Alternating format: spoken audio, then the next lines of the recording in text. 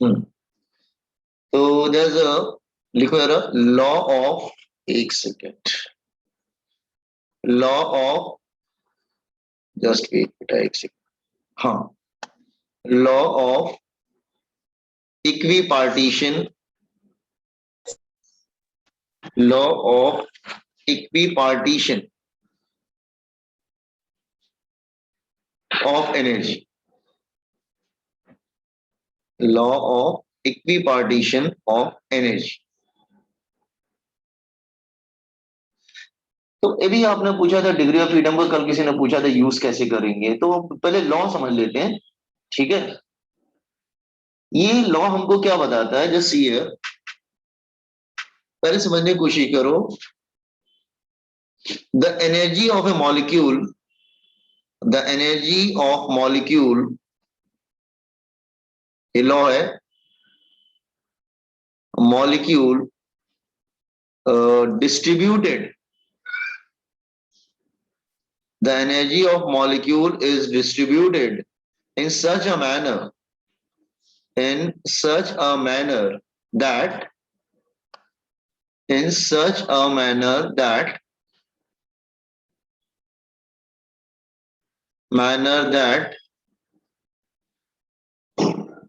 its each degree of freedom, its each degree of freedom, degree of freedom पढ़ चुके हम लोग कल, degree of freedom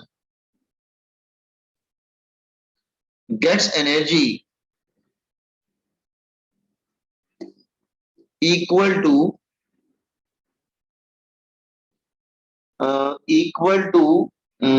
half kb into t, where kb is Boltzmann constant, Boltzmann constant, सबको मेरी आवाज आ रही है ना, Boltzmann constant, and T is absolute temperature, absolute temperature मतलब temperature should be in Kelvin। तो देखो उसने हमको क्या समझाया, उसने समझाया कि जितने डिग्री ऑफ फ्रीडम होंगे उसके अकॉर्डिंग मॉलिक्यूल को एनर्जी डिस्ट्रीब्यूट, मॉलिक्यूल को एनर्जी अपनी वो डिस्ट्रीब्यूट करेगा। जैसे मैं are you getting my voice ना, मेरी बात समझ में आ रही है आपको? Yes. अच्छा, जैसे मैं समझा, ईच बोला है मैंने, तो अगर 3 डिग्री ऑफ फ्रीडम है तो उसको एनर्जी कितनी बार मिलेगी? 3 बार मिलेगी ना, आर यू गेटिंग, उसको 3 बार एनर्जी मिलेगी। तो इसका मतलब उसको जो एनर्जी 3 बार मिलेगी तो टोटल एनर्जी उसकी कितनी हो जाएगी? 3 इंटू हाफ केवीटी, 3 बार मिलेगी ना उसको। बहुत इनका अजीब बात समझ में आया ना, मतलब एक बार मिलेगी हाफ केवीटी, दूसरे को भी मिलेगी हाफ केवीटी, तीसरे को भी मिलेगी हाफ केवीटी, तो टोटल कितना हो जाएगा? 3 टाइम्स हो जाएगा कि नहीं? तो इसका मतलब इसकी एनर्जी कितनी हो जाएगी? 3/2 kb इंटू टी। ये बात समझ में आया? और अगर सपोज कर लो डायटोमिक गैस है, तो डायटोमिक गैस की डिग्री फ्रीडम कितनी थी? 5, तो इसको इतनी एनर्जी कितनी मिलेगी? 5 इंटू हाफ केवीटी, तो ये कितना हो जाएगा? That is 5/2 KVT. ठीक है ना, ये बस समझ में आ रहा है? सो अगर सपोज कर लो कि पॉलीएटॉमिक ले लेते हैं, अच्छा वाइब्रेशन निग्लेक्टेड, वाइब्रेशन निग्लेक्टेड लिया हमने,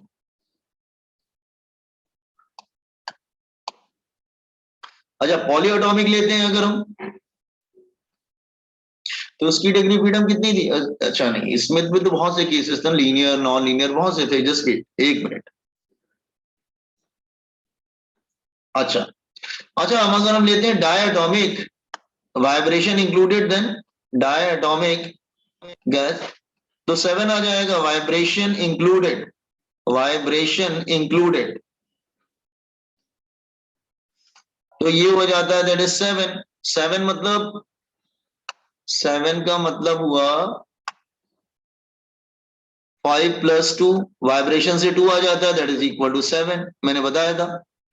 तो इसका मतलब ऑलरेडी तुम्हारे पास क्या थी, 5/2 kBt ऑलरेडी था तुम्हारे पास, प्लस वाइब्रेशन का 2 और आ जाएगा, 2 × ½ kBt, वाइब्रेशन वाला भी आ गया।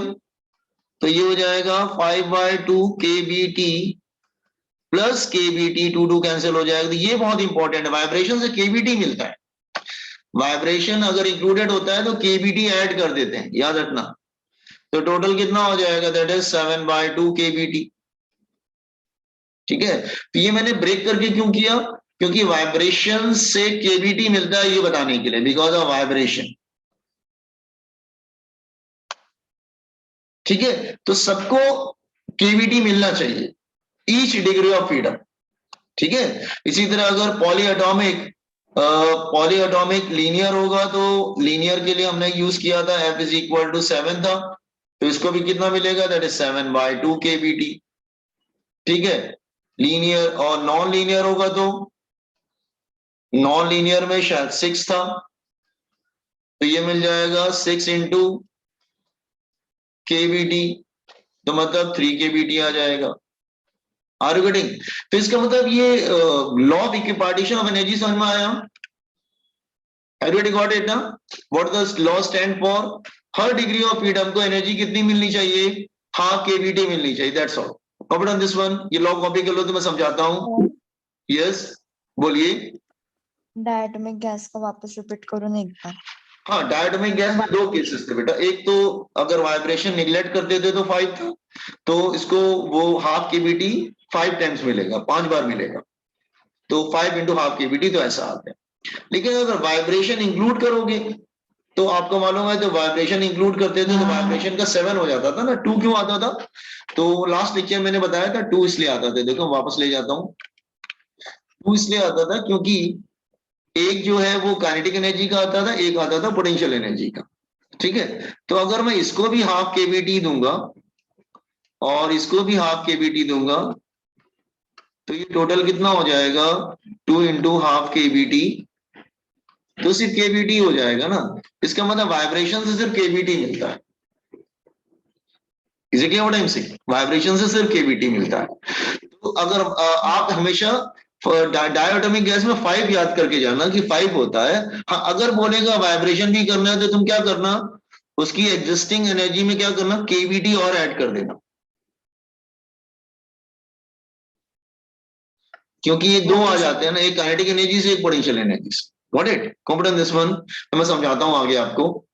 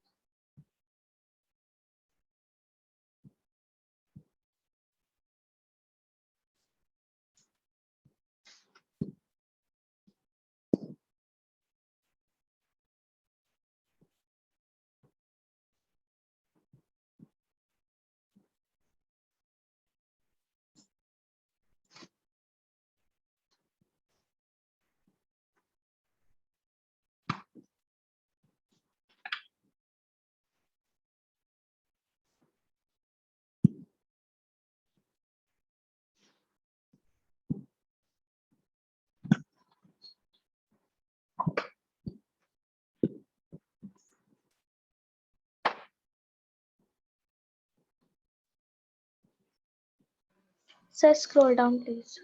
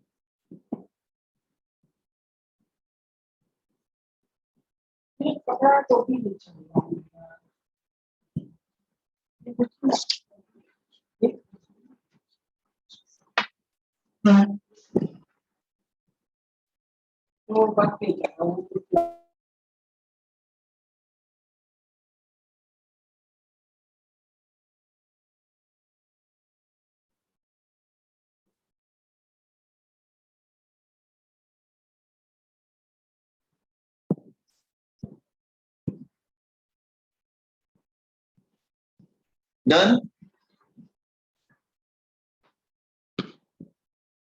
Yes, sir. Okay. Now, ठीक, आपके बोर्ड्स में देखो, बॉयज एंड गर्ल्स मैं समझा देता हूँ पहले आपको थोड़ा सा, हाँ।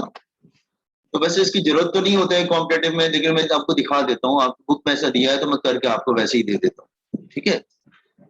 ये देखिए आपकी बुक में छोटा सा कैलकुलेशंस किए गए हैं। Let me show you. अच्छा काइनेटिक, हाँ काइनेटिक एनर्जी का ही, yes. Just boys and girls see, can you see the screen? Screen दिख रहा है आपको?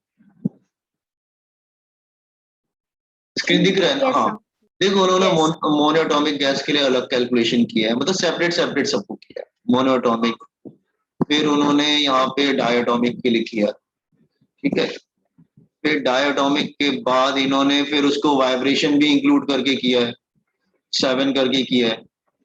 फिर पॉलीएटॉमिक भी करके इन्होंने जनरलाइज करने की कोशिश की है, पॉलीएटॉमिक, ठीक है। वैसे इसकी कॉम्पिटेटिव में इतना रिक्वायरमेंट नहीं होता, ठीक है, कि सबको अलग अलग किया जाए। मैं क्या करता हूँ ना, इसको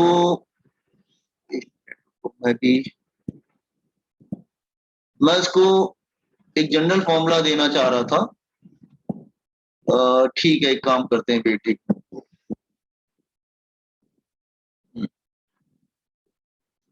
चलो अच्छा ठीक है, हम भी सेपरेट कर देते हैं, ठीक है। उन्होंने सेपरेट सेपरेट किया तो मैं सेपरेट सेपरेट कर, कोई जरूरत नहीं था लेकिन फिर भी कर, ठीक है। जैसी है, तो उन्होंने कैलकुलेशन किए, कैलकुलेशन किया है, specific heat of gases, specific heat of gases. तो मैं इंडिविजुअल नहीं करता हूँ, बॉयज एंड गर्ल्स, मैं नहीं मोनोटा सबको अलग अलग नहीं करता हूँ मैं, आप अपना कर लीजिएगा बाद में अलग अलग, मैं एक जनरलाइज करके करता हूँ, ठीक है। Okay, specific heat of gases, okay. So पहले मैं जनरलाइज कर देता हूँ फिर इंडिविजुअल कर देता हूँ, ठीक है। चलो पहले मैं जनरलाइज कर देता हूँ। Let molecule having molecule has degree of freedom, molecule has degree of freedom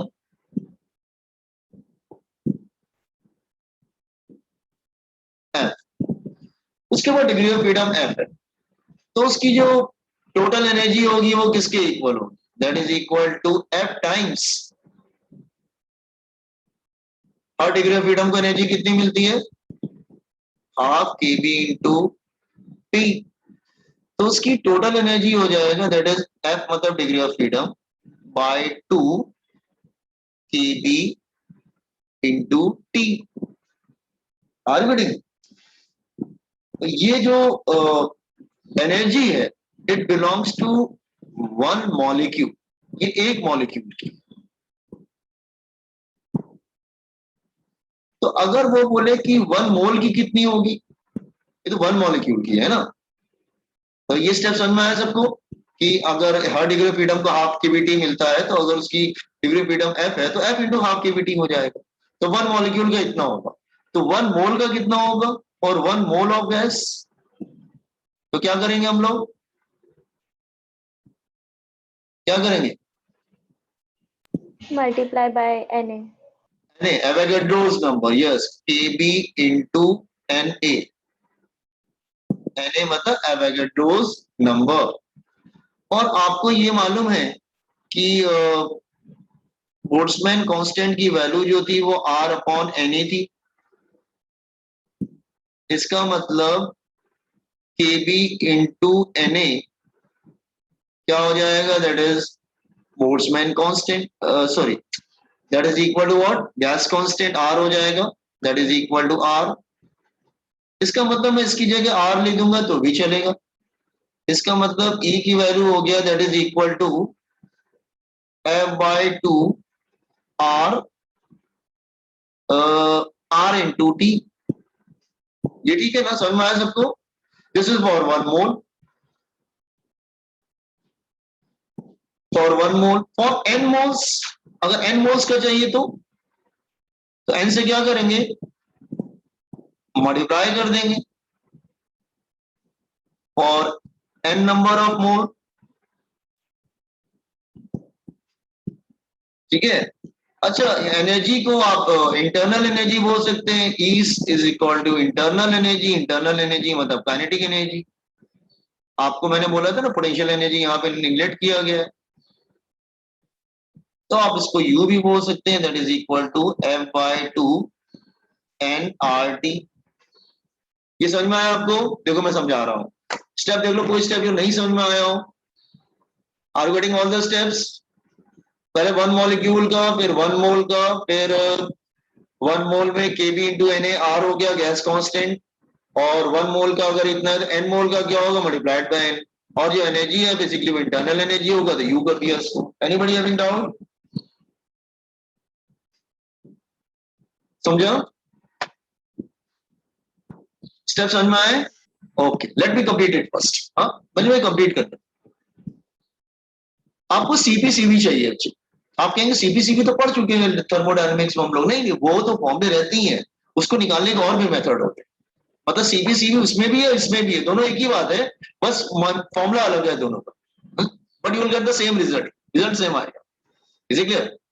सो अगर मुझे सपोज कर लो स्पेसिफिक हीट चाहिए, let's say specific heat at constant volume, at constant volume, of course molar की बात कर रहे हैं, दैट इज सीबी। तो आपको मालूम है फॉर्मूला क्या था, दैट इज, अच्छा, कांस्टेंट वॉल्यूम में वर्क डन क्या होता है, 0 होता है, आपको मालूम है eight constant volume, at constant volume when volume is constant, volume अगर कांस्टेंट होता है तो डेल्टा वी 0 होता है, सो वर्क डन जो था हमारा, दैट इज वर्क डन जो था that is P into dv, तो ये भी 0 हो जाता है, तो work done is equal to 0। आपको मैंने बताया भी था कि जब कांस्टेंट वॉल्यूम होता है तो वर्क डन हमेशा 0 ही होता है, क्योंकि वॉल्यूम चेंज नहीं होता, चेंज इन वॉल्यूम इज 0, तो वर्क डन हो जाएगा दैट इज इक्वल टू 0। तो फर्स्ट लॉ ऑफ थर्मोडायनेमिक्स क्या था, using first law of thermodynamics, first law of thermodynamics, first law of thermodynamics, of thermodynamics,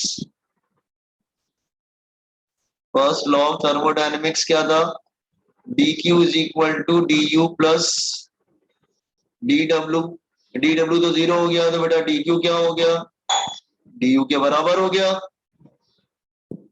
dq तुम्हारा du के बराबर हो गया, ठीक है ना। अच्छा, ये इसका फॉर्मूला क्या था, मोलार स्पेसिफिक हीट का, मोलार स्पेसिफिक हीट का था d q upon n delta t n actually हाँ, एक सेकंड रुको, डेल्टा की जगह डी कर देते हैं, एक सेकंड। इसका फॉर्मूला था, याद है अपने सीवी का, delta q upon n delta t. आप ऐसे भी कर सकते हैं, 1 upon n is equal to d q by d t. आप ऐसे भी कर सकते हैं, 1 अपॉन एन, डी क्यू की वैल्यू डी यू के बराबर है, d u by d t. ये u की वैल्यू यहाँ पे लाके सब्स्टिट्यूट कर दो इधर, एक मिनट, यहाँ पे नहीं, इसकी वैल्यू इधर लाके इधर सब्स्टिट्यूट कर दो, तो इसको डेरिवेटिव करेंगे तो क्या मिलेगा, 1 upon n d by d t, u की वैल्यू क्या आया, f by two n R T. Is it clear? इसको कैपिटल टी कर लेते हैं, हाँ, that is d into t, d into t, d into t. इसका डेरिवेटिव करेंगे तो क्या होगा, इसका डेरिवेटिव क्या आ जाएगा, CV is equal to F by two, n और एन कैंसिल हो जाएगा, ये n and this n will get cancel. एक सेकंड,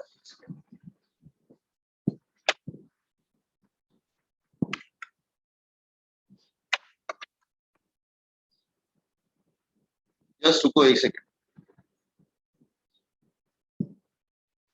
हाँ, ये एन और ये एन जो है वो क्या होगा, कैंसिल हो जाएगा, तो क्या आएगा, एफ बाय टू, इसका फॉर्मूला क्या आ गया, CV is equal to F by two R, F by two R आ जाएगा, सोनली दिस वन। तो ये फॉर्मूला लर्न करके जाना, ये फॉर्मूला हो गया तुम्हारा, ओके फर्स्ट। और अगर तुमको सीपी चाहिए तो मैंने आपको मेयर्स रिलेशन बताया था, using Mayer's relation, Mayer's relation बताया था, that is equal to CP minus CV is equal to R. तो मैंने आपको बताया था CP is always greater than CV, तो सीपी क्या हो जाएगा, that is CV plus R. ये सीवी की वैल्यू यहाँ पे लाके रख दीजिए, तो सीवी की वैल्यू रख देंगे, that become CP is equal to f by two R plus R. तो सीपी का फॉर्मूला क्या आ जाएगा, f plus two upon two into R, ये हो गया सीपी। और मैंने आपको ये भी बताया था what is adiabatic ratio, CP upon CV. Adiabatic ratio that is gamma, gamma क्या था, that is CP upon CV. CP और सीवी की वैल्यू रख दो तो क्या आएगा, f plus two into R, और ये क्या है, f by two into R, F by two into R. तो बचेगा क्या हमारे पास, गैमा का फॉर्मूला क्या आ जाएगा, gamma is equal to f plus two upon f, ये आ जाएगा f plus wait f plus two upon f, okay ये। तो हमारे पास तीनों फॉर्मूले आ गए, ध्यान से समझो, पहले हमारे पास तीनों फॉर्मूले आ गए, ओके देखो ध्यान समझो। पहले हमने पहले एनर्जी निकाला, एनर्जी को इंटरनल एनर्जी बताया, कांस्टेंट वॉल्यूम पे वर्क डन 0 होता है, तो dq इक्वल du के बराबर हो जाएगा। Molar specific heat at constant volume का फॉर्मूला था, ये क्या था, molar specific heat at constant volume, that is delta q upon, और ये तो हमने डेरिवेटिव करके यहाँ पे रख दिया, तो आर एन कैंसिल हो गया, और टी का डेरिवेटिव करेंगे 1 आएगा, तो एफ बाय टू आर आ गया। मेयर्स रिलेशन यूज किया, ऑलरेडी मेयर्स रिलेशन पढ़ा चुका हूं मैं, CP minus CV is equal to R, तो सीपी की वैल्यू रख दिया, गैमा क्या होता है, सीपी अपॉन सीवी। तो हमें सबके फॉर्मूले मिल गए। तो अब डिग्री ऑफ फ्रीडम का यूज क्या है, जब भी डिग्री कोई सीपी सीवी पूछे ना, तो बस एफ की वैल्यू वहां पे रखना होगा, और तुम्हें सीपी सीवी गैमा सब मिल जाता। गॉट दिस पॉइंट, ये बात समझ में आया आप लोग को, clear? So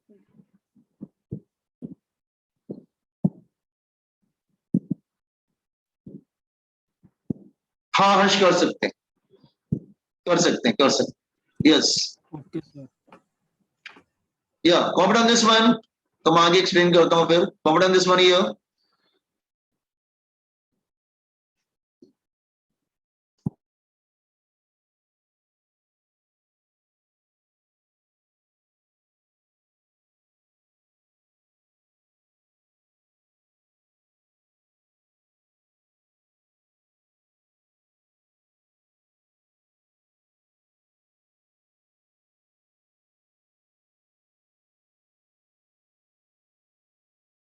Just comment on this one, specific heat of gas.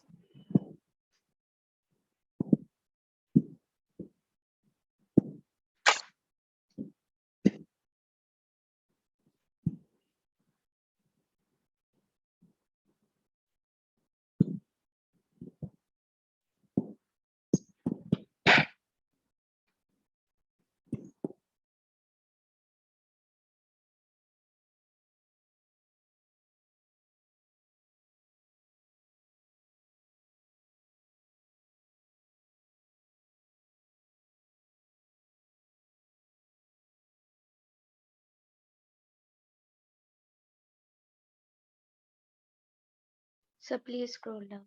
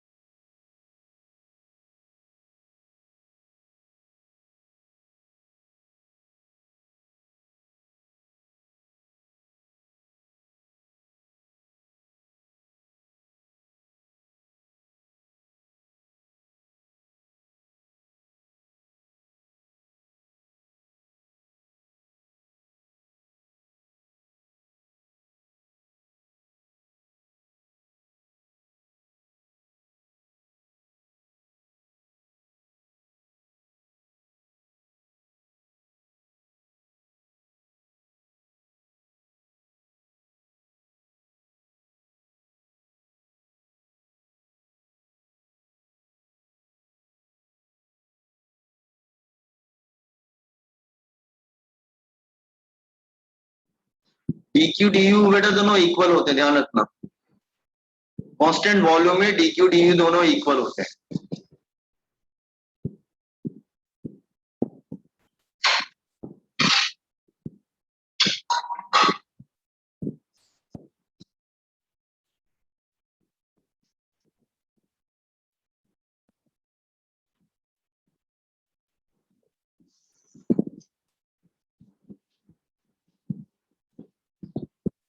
Sir, please scroll down.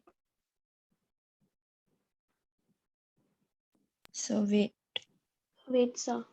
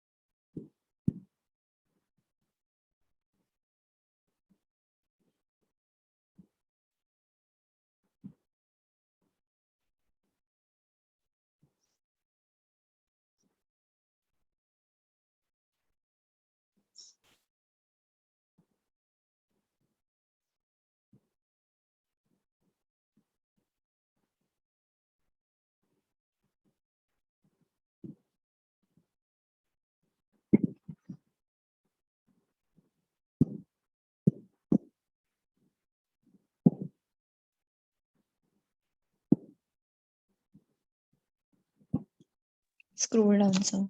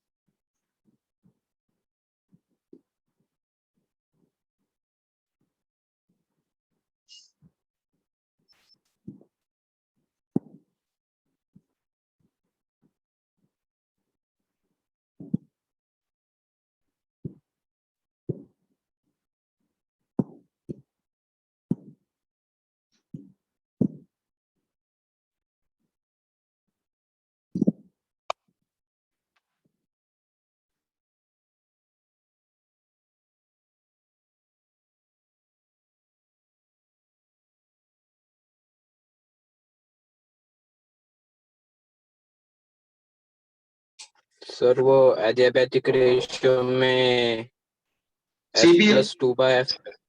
हाँ तो ठीक तो है, R कैंसिल हो जाएगा, 2 कैंसिल हो जाएगा, f/2 प्लस, हाँ yes yes yes yes, f/2 plus है, thank you, this is f, हाँ थैंक यू।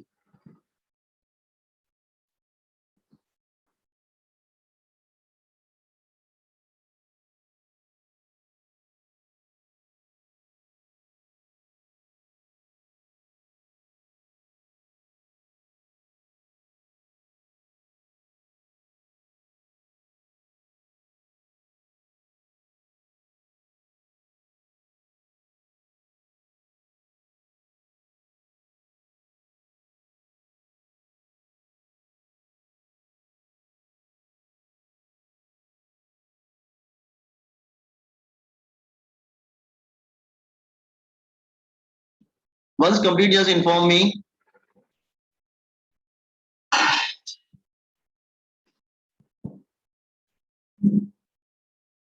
Done, sir.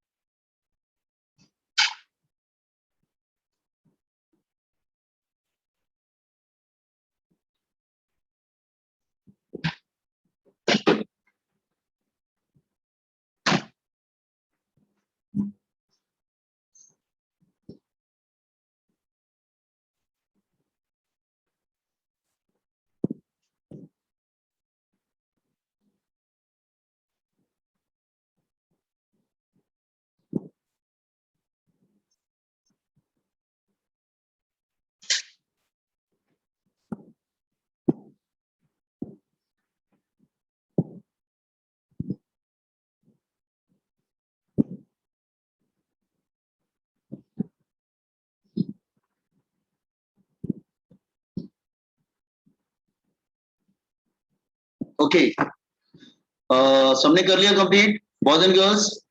अच्छा लिंक जा रहा है दोबारा, फिर से लिंक ज्वाइन करके आ जाना, ठीक है? Okay, I am proceeding. इसका यूज क्या है? हमने चलो इतना पढ़ लिया, एक्चुअली इतना पढ़ लिया, लेकिन यूज क्या है इसका? आप डायरेक्ट हमने लर्न करके जाओगे तो भी आपका काम हो जाएगा मेरे ख्याल से, in all the exam competitive examination, ठीक है? अच्छा मैं समझाता हूँ, see here, let me draw chart, मैं चार्ट ड्रॉ करता हूँ, ठीक है?